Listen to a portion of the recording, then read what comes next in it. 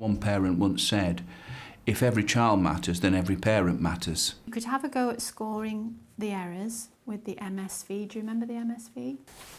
The meaning, structure, vision. Wow, fantastic. So meaning, does it make sense? Structure, can you say it like that? This is a staff room at Leighton Primary School in Crewe. But most of these people discussing the way children learn to read aren't teachers, they're parents. Good, you're doing good. I like doing this. You like doing them? Yes, I do. I like doing the morning records. Shall I go faster then? No. The school's Special Educational Needs Coordinator runs courses accredited by the Open College Network aimed at helping parents as well as teachers and support staff to gain an insight into how children read and how they can read with children. Doing the reading course with Vicky, it's been a fantastic experience. I've learnt so much about children and reading with children. Pop this on just to remind you about the way we score up a running record, and we need to do a little bit more practice. Having put reading at the top of its literacy agenda, the school recognises the benefits of sharing their professional expertise with parents. Parents do not know what goes on, and it's important to share that with them because the children, we're sending books home with the children and expecting parents to know what to do to them. There's never any sense in which any parent is patronised that similar courses for the parents as for the teachers and the assistants. So therefore you'll have a consistency of approach that permeates the whole of the school. When is it good to have an easy book? And to give your child confidence. Absolutely. This particular course examines reading at Key Stage 1, but it's also providing parents of Key Stage 2 children with some useful insights. Print just doesn't appeal to everybody. Some children just don't get the understanding of it, where I thought they did. If you sat a child down with a book and they've learnt at school, I would have thought they could read to me. So maybe if I'd have done the course, I'd have been more understanding. But it's also helped with Katie. I mean, I know she's in Key Stage 2, but again, listening to her, I'm a little understanding that maybe she does make a mistake. I don't sort of be to shout at her or, more understanding. Some children are natural readers, obviously some aren't, and there's children that need a lot more input into them. I personally have a child as well that isn't particularly very good at reading. He's also got a few other issues. It's helped me to put so much more into him. So the sorts of things that you learned on the Level 2 course about concepts about print. Thanks to courses like this, parents are finding that they can support learning at home with greater confidence. You've learnt so much that you have to stay calm with the children, you have to praise the child, you don't criticise the child. And one of the things I want my husband to actually sit with Vicky or maybe even come on one of these courses, because I want my husband obviously to read with the child, but they tend to be a little bit too aggressive with them when reading, and I've certainly learnt that. Parents are on our side, they know what we're about, and also it's lovely to have parents coming in and helping. We've actually started to, in a sense, have our own in-house qualified, highly trained, highly skilled assistants with the knowledge to support children, particularly in literacy. Leighton serves a diverse community on the outskirts of Crewe. Head teacher Glyn Turner understands that the learning environment needs to extend beyond the school gates. Over the last few years, I've found myself on occasion coming down into the community to ensure that the children are in school. One of the things that we're really aiming for is to ensure that our school works in the community, for the community, and involves parents and other family members, so it becomes by the community as well. It's nice to come into school and give a bit back of what you've had out of the school as well. I think it's nice to carry that support through. I think it's good for your children to see you supporting the school. Year 3 pupils are enjoying watching a story being brought to life thanks to a story sack, including props which have been made by parents, like this mum, Jenny. I wonder which fruit she'll like best. Will she like the soft yellow banana? Or the sweet smelling guava? Family learning is integral to the work of the school. Now, that may mean parents accessing learning either in terms of helping the child with reading. In other cases, it could be some parents have particular sewing skills to make story sacks. When you've seen the storybooks, the story sacks and how they work, it makes your imagination go a bit more to town, and it gets you asking your children more questions about the book and what's happening and, you know, their feelings towards it, rather than it just being words on a page, you know. Or the tangy purple passion fruit. It's one thing just reading and another thing to actually really understand the concept of a story or whatever it is. It comes alive more. You can get involved more in a story when you're reading it with your child, and you can, you know, try and imagine what's happening, and the words sort of aren't just words on a page anymore. Will she like the spiky-leaved pineapple? The goat comes and butts the tree, doesn't he? Some parents can feel excluded from their children's schooling. Through both formal and informal approaches, Leighton is trying to reach out and show all parents that they can help. I'm not like, because of my language, I feel lost my idea and everything. But once I'm there and then see the teacher and the tutor and also my friend, that's fine. I can do, you know, like as long as the tutor will give me some assignment, that's fine for me. With a little help with my husband. He does the scenery, the tree and the board.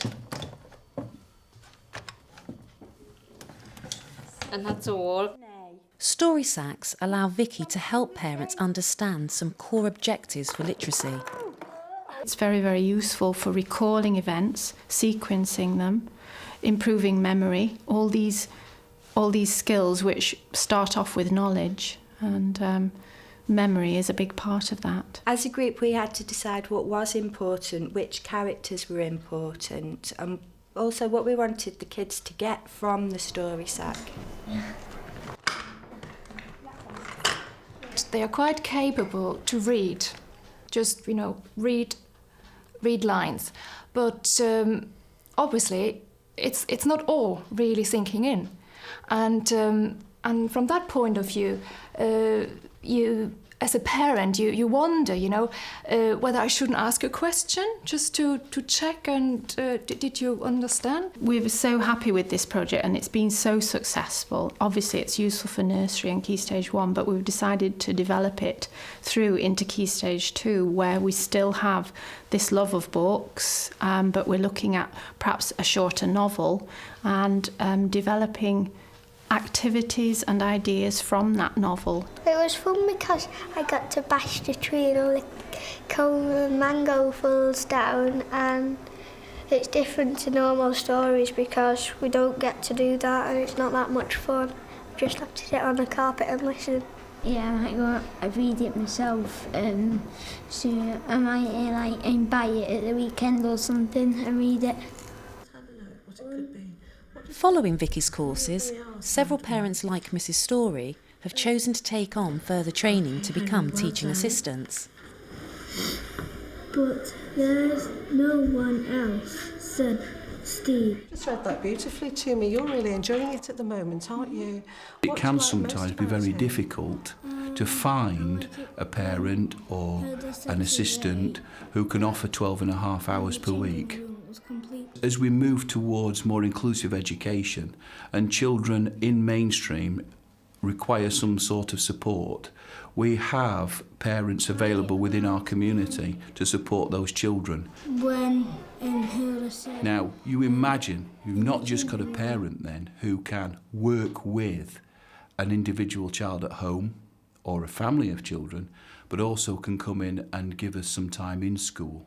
Mrs. Story now helps run a homework club for Key Stage 2 children who want added support. You're saying describe the first day and then what the children do. More complicated to do at home because you've got more people walking around you. It's helped me to learn more about doing homework and get more experienced in it. I've got a daughter in year 4. I when she joined reception, I wasn't very clued up at all about what happened at the school. So I thought it was about time I got some training back again. And that's what's really given me the idea to come along and further myself and help Emma, obviously, as well along the way. To have parents in to support is fantastic. And it's all helped towards the Family Learning Quality Kite Mark, which we've just received. The focus very often, because of the nature of part of this community, is for the special needs coordinator to be responsible for learning needs.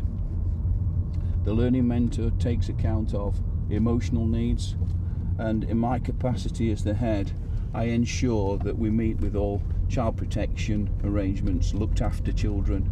We have a regard for all of the children through that triangulation. But the community itself wants success for its children, and it works very, very hard to support the school.